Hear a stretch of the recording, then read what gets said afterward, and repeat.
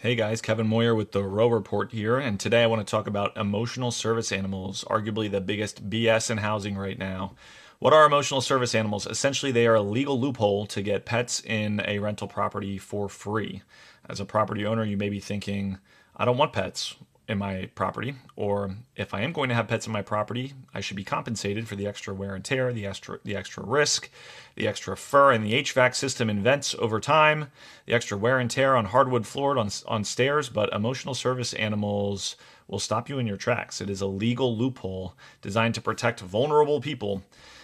When you think of a service animal, you think of a blind person walking around with a dog to help that person around, and you certainly have sympathy for that situation. You think society should step up to share some of that burden. Emotional service animals go a couple steps beyond that. So again, an emotional service animal is a designation you can get for an animal that circumvents any sort of pet policy that you may have at a property. So essentially, you have to let them in for free if this animal becomes an emotional service animal.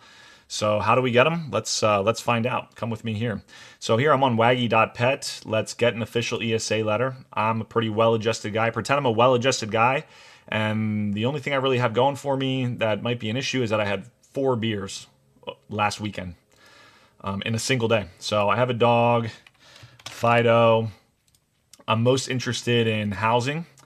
I've never been diagnosed with anything, no medication, no major life events. Over the past 2 weeks, have I had little interest in doing things? No, I'm pretty well adjusted. Have I felt down, depressed, or hopeless? Never. Grouchy, angry, irritated? Nope. Sleeping less? No, I'm sleeping great. I haven't been taking on more projects. I'm feeling really good. Never afraid or panicked. Never worried, anxious, on edge. I have never avoided situations that make me feel anxious. No aches, no aches or pains. Nope, I'm feeling great. Sleep's been fantastic. No unpleasant thoughts or urges, doesn't happen to me. Certain behaviors or mental acts over and over again. Nope, I am really on the straight and narrow. Over the past 2 weeks, have you had a single drinking day of at least 4 drinks of any kind of alcohol in a single day? I did that one time last weekend. 4 beers last weekend. Let's see if I classify for an emotional support animal. There's no legal requirement. I'm aware. There's only requirement for federal law. I believe a letter could help me.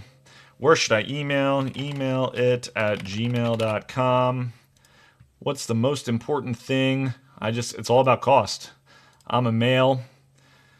I'm going to fill out the rest of this here. I'm simply filling out my name, and we'll see if we get approved. Bear with me while I submit. All right, so I'm submitting. Let's take a look again. It's checking. Remember, the only thing that I suggested is that I had 4 beers. So what is this going to get me? It's going to get me free pet in the property. It doesn't matter if it's a German Shepherd, doesn't matter if it's a Husky. It really doesn't matter. Frankly, I think it can be animals other than that. It can be rabbits. It can be... Oh, congratulations. You are a good candidate for an ESA letter. To get it now, continue your registration. So there you have it, guys. I am a good tenant. I'm a good candidate for an ESA letter. And this, I already knew what it was going to do because I see how easy it is for any tenant to get this certification. Our laws were built on a high trust society with the basis of high trust, and it's all just eroded. And right now, people are just abusing the system for any reason whatsoever to circumvent. I had one person register 3 emotional support dogs to get into a property. You can't push back as an owner because it's just not worth the risk. You get dragged into fair housing. You find yourself in a lawsuit from the federal government for violating these rights. And there seem to be no repercussions for the people actually abusing this system. And I think we should go back to the days where we showed some leniency for blind people and their service dog to lead them around, and not necessarily for guys who drank 4 beers last weekend.